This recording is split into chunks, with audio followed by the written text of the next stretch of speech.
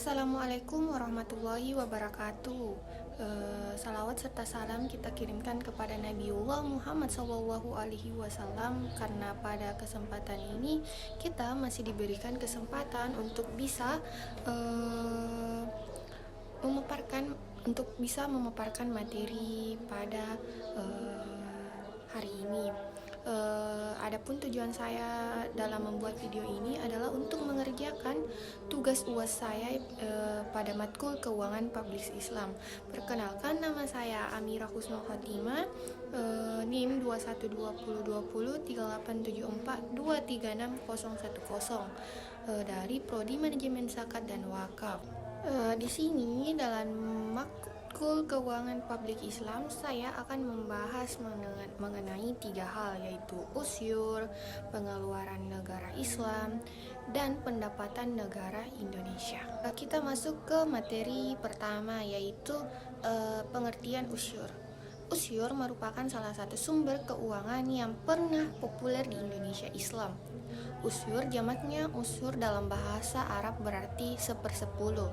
Dalam tradisi masyarakat Arab, usyur merupakan pungutan 1/10 dari harta yang diperdagangkan ketika seorang melintasi perbatasan suatu negara. Semula, usyur menjadi tradisi masyarakat bangsa Arab Jahiliyah, kemudian di masa permulaan Arab Jahiliyah, kemudian di masa permulaan Islam dilarang. Namun, di masa Khalifah Umar bin Khattab, setelah melalui musyawarah intensif dengan para sahabat senior yang lainnya, akhirnya usyur dihidupkan kembali dengan kondisi tertentu karena kondisi Indonesia perdagangan semakin pesat dan lalu lintas perdagangan antara daerah ternata menyedot energi dan menimbulkan beberapa kos. Sebagian ulama mengatakan usyur tidak pernah dilarang, yang terlarang ialah pungutan liar dan tidak terukur atau mukus. Di masa jahiliyah, sistem koleksi dana masyarakat banyak sekali, mulai dari yang legal seperti jizyah sampai kepada perampokan atau hirabah. Keamanan khalifah merupakan prioritas. Itulah sebabnya berbagai macam pungutan liar atau pungli, santamarak, dan banyak jenisnya di masa jahiliyah. Setelah Islam datang, Nabi Muhammad SAW menerapkan sistem ekonomi yang adil, termasuk penghargaan dari berbagai bentuk rentenir. Juga yang memberatkan, apalagi pencurian dan perampokan. Hukumnya sangat berat, atau potong tangan dan salib. Kita masuk ke pembahasan yang kedua, yaitu pengeluaran negara. Pengeluaran di negara Islam dalam pos pengeluaran negara tentu saja sangat dipengaruhi oleh fungsi negara Islam itu sendiri. Sesuai dengan fungsinya, maka alokasi dana hendaknya meliputi kesejahteraan sosial, pendidikan, dan penelitian, infrastruktur, pertahanan dan keamanan, dakwah Islam, dan lain-lain. Ada hal-hal tertentu yang perlu dipahami di negara Islam terkait dengan pemasukan dan pengeluaran anggaran. Khususnya pada pengeluaran, ada kekhususan atau karakteristik tersendiri terkait dengan pengeluaran. Karakteristik tersebut sangat menonjol pada perhatian yang besar pada belanja atau pengeluaran bagi masyarakat yang tidak mampu. Alokasi dengan dasar ketidakmampuan menjadi barometer yang cukup membedakannya dengan sistem belanja pada ekonomi konvensional. Di konvensional, terlihat jelas ketergantungan perekonomian terhadap mekanisme pasar begitu dominan. Bahkan sudah menjadi suatu ideologi bahwa penyerahan perekonomian pada pasar akan berakhir pada kesejahteraan masyarakat. Adapun karakteristik dalam sistem Islam paling tidak dapat dibagi dua, yaitu karakteristik pengeluaran terikat dan pengeluaran yang tidak terikat. Pengeluaran yang terikat adalah di mana distribusi pengeluaran dan penerimaan dialokasikannya hanya kepada objek tertentu, misalnya zakat, khums, dan wakaf. Pada pos zakat, akumulasi dana yang terhimpun tidak dibenarkan oleh syariat untuk dipergunakan selain kepada 8 golongan manusia yang berhak atas zakat, atau yang dikenal dengan mustahik. Sementara pengeluaran tidak terikat sesuai dengan kondisi dan kebutuhannya. Muhammad Najatullah Siddiq berpendapat bahwa besar sumber pembelanjaan publik oleh suatu negara yang menerapkan ekonomi Islam tidaklah tetap. Hal ini berkaitan dengan fungsi negara yang bersifat fungsional.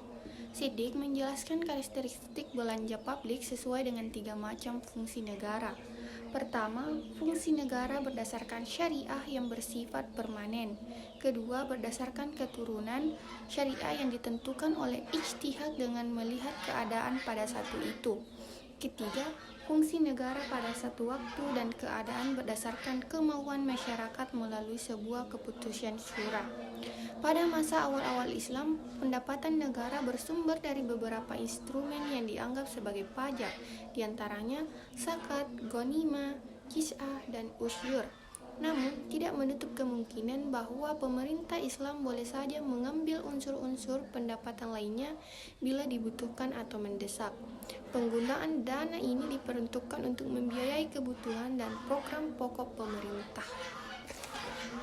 Kita masuk ke materi ketiga, yaitu pendapatan negara. Berdasarkan Undang-Undang Nomor 17 Tahun 2003 tentang Keuangan Negara di Pasal 1 Ayat 9 telah dijelaskan bahwa penerimaan pendapatan negara adalah uang yang masuk ke kas negara, sedangkan pendapatan negara adalah hak pemerintah pusat yang diakui sebagai tambahan nilai kekayaan bersih. Kekayaan bersih yang dimaksud ini adalah penerimaan pajak, penerimaan bukan pajak, dan hibah. Di Indonesia, pendapatan negara dirancang dan dikelola dalam rancangan APBN. Berdasarkan Undang-Undang Nomor 17 Tahun 2003 tentang Keuangan Negara, sumber pendapatan negara terbagi menjadi 3 jenis, yaitu pertama yaitu pajak. Di Indonesia, sumber pendapatan negara yang utama berasal dari pajak. Jika dihitung dalam persentase, pajak menyumbang sekitar 80% dari total pendapatan negara. Pajak sendiri diartikan sebagai suatu pungutan yang dikenakan pada barang, jasa, atau aset tertentu dengan nilai manfaat. Di Indonesia, terdapat 2 pihak yang berwenang untuk melakukan pungutan pajak, yakni pemerintah pusat dan daerah. Dalam hal ini, yang berwenang memungut pajak pusat adalah Direktorat Jenderal Pajak, sedangkan untuk pajak daerah adalah Dinas Pendapatan Daerah.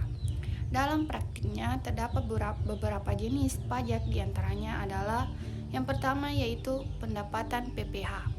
Pajak pendapatan atau PPh adalah pajak yang dikenakan pada individu atau badan usaha atau penghasilan dalam suatu tahun pajak.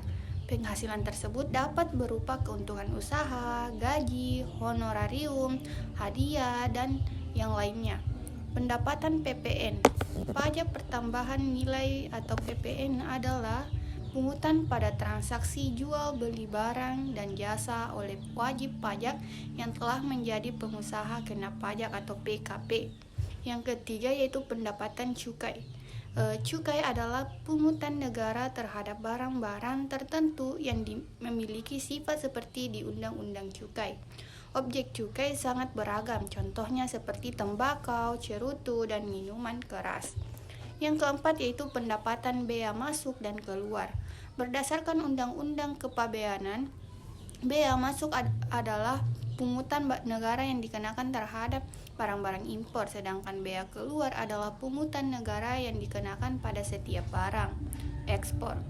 Yang kelima yaitu pendapatan PBB. Pendapatan PBB adalah pungutan wajib atas kepemilikan tanah dan bangunan. Beberapa contoh tanah yang terkena pajak diantaranya seperti sawah, tambang, kebun, dan pekarangan. Sedangkan untuk bangunan adalah mal, jalan tol, dan gedung bertingkat. Adapun beberapa contoh tanah dan bangunan yang tidak dikenai PBB adalah tempat ibadah, kuburan, dan hutang lindung. Pendapatan pajak lainnya. Pajak ini merupakan sumber pendapatan negara yang tidak termasuk dalam salah satu objek di atas dan memiliki persentase lebih kecil dibandingkan lainnya. Baik, kita masuk dalam beberapa jenis pendapatan negara bukan pajak. Yang pertama yaitu pemanfaatan sumber daya alam. PSDA adalah sumber pendapatan negara dari pemanfaatan bumi air, udara, ruang, angkasa, dan kekayaan alam yang dimiliki oleh sebuah negara. Contohnya adalah minyak dan gas. Dalam hal ini, BUMN memiliki peran besar yaitu sebagai salah satu pemasok PNBP yang didapatkan dari pembayaran dividen, pengelolaan ladang migas, serta pembayaran lisensi. Yang kedua yaitu pendapatan kekayaan yang dipisahkan. Pendapatan kekayaan yang dipisahkan meliputi pengelolaan atas kekayaan negara dari APBN dan dijadikan sebagai penyertaan modal negara maupun perolehan lain yang sah. Contoh pendapatan kekayaan yang dipisahkan adalah laba pemerintah, hasil penjualan saham, sertifikat maupun dividen BUM dan obligasi. Yang ketiga yaitu pendapatan Badan Layanan Umum atau BLU. Sumber pendapatan negara ini berbentuk penyediaan barang, jasa, dan pelayanan administratif yang menjadi salah satu tanggung jawab pemerintah.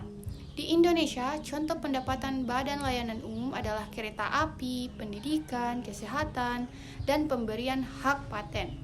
Yang keempat yaitu pengelolaan barang milik negara. Pengelolaan barang milik negara adalah kegiatan penggunaan, pemanfaatan, dan pemindahtanganan seluruh barang yang akan dibeli maupun didapatkan atas beban APBN dari perolehan nilai sah. Yang kelima yaitu pengelolaan dana. Ini adalah pengelolaan dana pemerintah baik dari APBN maupun pendapatan lain yang sah dengan tujuan tertentu. Contoh sumber pendapatan negara dari pengelolaan dana adalah penerimaan jasa giro, anggaran, sisa pembangunan.